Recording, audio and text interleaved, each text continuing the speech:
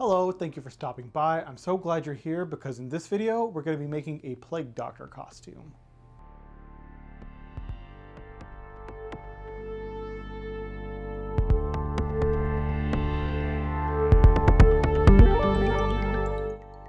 I've wanted to make a Plague Doctor costume for years now, but I was kind of overwhelmed by the process of getting everything together. So when I found this simplicity pattern that was all-inclusive, I was super excited, and I knew that that is what I wanted to make for Halloween this year. So I bought this pattern secondhand off of eBay, and it is R10999. Now there is a newer version of it out that is for sale on the Simplicity website, S9253. I'm not sure what the difference is between the two, but I'm sure either one will work just fine. So if you're thinking about making this pattern, the first thing you want to ask yourself is how much money do you want to spend and what quality of costume are you looking for? This costume requires quite a lot of fabric, and that can get really expensive if you aren't careful. So if your budget is $0 to $50, say, you might want to consider just buying the Spirit Halloween version of this. You can get a Spirit Halloween Plague Doctor costume fairly cheap, $50 or less. It will come with a plastic mask and some really mediocre fabric for the costume itself, but it is a viable option, something you're going to wear one night. If you don't want to do the Spirit Halloween costume, and I don't blame you, that's why you're here, there are ways to keep the budget of this around $50-ish. I don't know if you can get much cheaper than that, but if you're very careful with how you choose your fabric, you know, sourcing it from thrift stores maybe, you can keep the budget fairly toned down. If you're looking for a $50 to $100 budget for this project, you have a lot more options. There are often good sales on fabric. You can find something nice. You still do have to be very careful, especially considering that this pattern calls for a yard of leather or fake leather to make the mask out of, and that can be quite expensive. I have these supplies laid out in front of me. I bought these at Vogue Fabrics in Evanston, Illinois. Starting with the fabric for the coat, this is where I spent the bulk of my money. This is the Santa Fe Linen Cotton Blend. It is $10.99 a yard. I ordered 6.5 yards of this. The pattern calls for 4 3/4 yards of 60-inch wide fabric to make the medium coat. This is 56-inch wide fabric. I am also using this fabric for the collar instead of the contrasting leather or synthetic leather. So that is an extra yard and some change. This right here, the bulk of my money, $71.44 for this fabric. So if you're looking for a lower budget for making this costume, this coat fabric is where you're going to save your money. So let's move on to the knit jersey that I got for the hood. I went with a rayon knit jersey. It is just a deep black. And it's just 1 yard of this, super simple. And this cost $7.99 a yard. And so now for the leather I got to make the mask out of, it is this leather coat. It was an extra large trench coat sort of thing.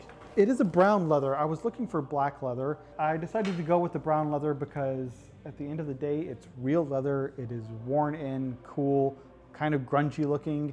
And I think that will suit the mask really well. For notions, this is the hook and loop tape. It's just Velcro. And this is just elastic. I got a little bit of extra elastic than it calls for. This is just going to be to hold the mask onto your head. The rayon jersey, $7.99 a yard.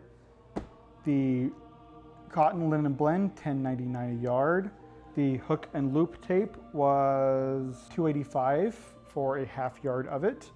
The elastic is 75 cents a yard. So like I said, the bulk of your money is going into the coat. So if you can find a budget way to replace that, that's where you're going to save all your money. And the thrift store is the way to go if you want some cool leather to make the mask out of. So it's about 8 o'clock in the evening right now. So I'm going to wash and dry my fabric tonight so that it's ready to get started tomorrow. Now, when you've got such a long piece of fabric, you want to be careful that it doesn't get tangled in the machine. And the best tip I have found for that is to sew the ends together in a sort of like a Mobius strip to where the opposite sides face each other. Let's see if I can show you that. I have all 6.5 yards of the fabric laid out here in the hallway, right side facing up. I'm going to take one end of it and walk it down to the other end where they are right sides together. Then I'm going to flip them, or flip the top one to where the wrong side of the top piece here is facing the right side of the bottom. And then I'm going to pin these together and sew them together before I put it in the washing machine. So this is one continuous piece of fabric. This side is a fold. It is twisted in the middle on this top half, and the wrong side of this top half of fabric is facing the right side of the bottom half of the fabric. I'm going to sew the two ends together. I'm also going to overcast them to keep them from fraying, and it will be twisted in such a way that keeps it from being tangled up when it goes to the washer and the dryer.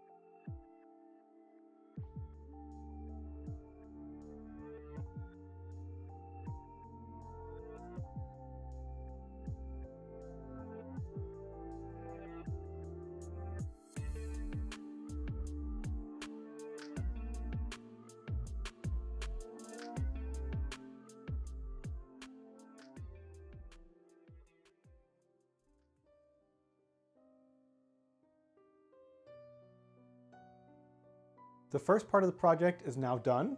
To recap, I started by deciding what I'm going to do. I had several different ideas for Halloween costumes, but I decided on the Plague Doctor. Then I figured out how I'm going to do that by using the Simplicity sewing pattern. Then I set myself a budget and sourced the materials based on what the pattern calls for. Then I prepped the fabric by laundering and ironing it. Then I cut out the pattern to my size. I cut out the fabric pieces to the pattern.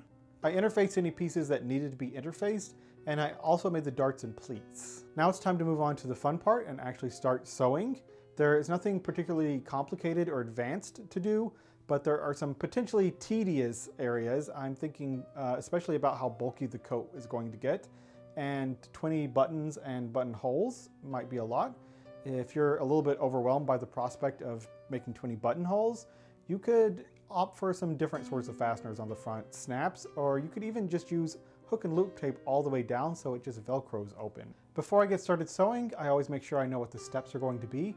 That helps me keep my eye on the big picture and helps me to stay focused. So for this project, it's going to be assemble the coat, make the hood, make the collar, and make the mask. For the coat, the process is going to be to assemble the front pieces together, assemble the back piece, connect the front and back pieces to each other at the shoulder seams, make the side seams, make the sleeves, set in the sleeves, then attach the facing, do hemming, and then finish with the buttons and buttonholes.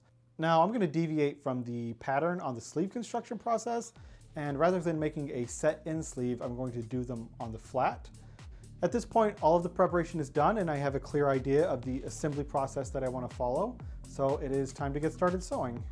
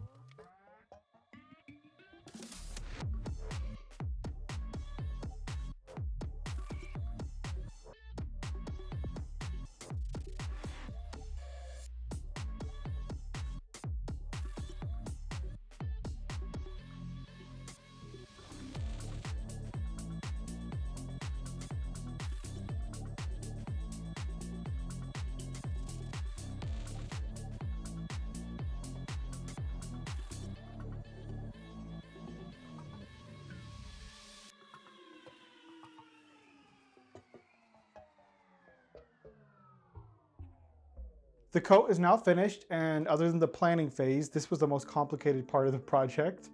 There were just some really long seams, and the buttonholes and buttons were kind of a pain to put on, but there was nothing technically difficult, just tedious. I just went ahead and hemmed in all of the extra length of the coat, so I've got another good 8 inches in there if I ever need to lengthen this for somebody taller in the future. Please excuse the cat running around. We just got a new kitten from Treehouse Humane Society here in Chicago, and she's running around being a kitten. Now it's time to move on to the collar and the hood construction. Those are pretty simple, so it should be pretty quick. Making the mask should be the final part, and that shouldn't be too difficult other than working with leather.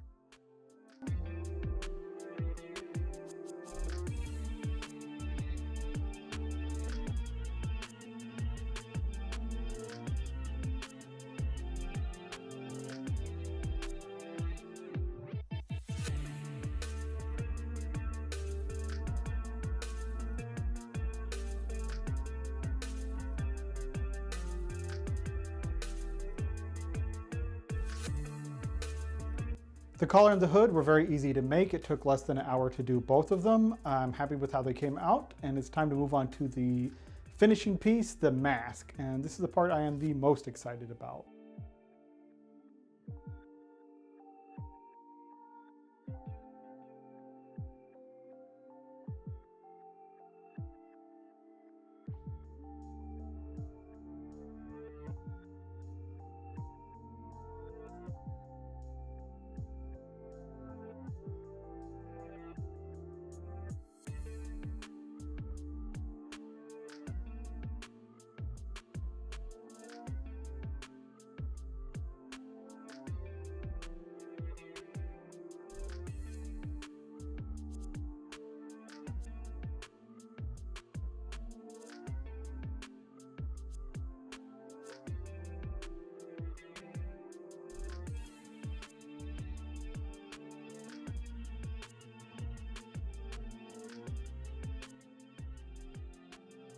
I don't know how well you can hear me through the mask, but this is the finished costume.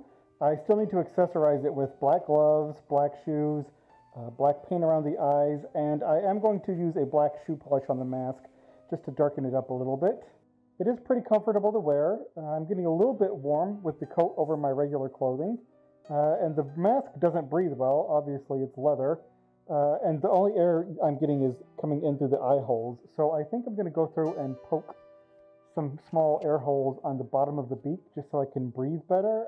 I'm not super comfortable with how tight of a seal it gets on my face.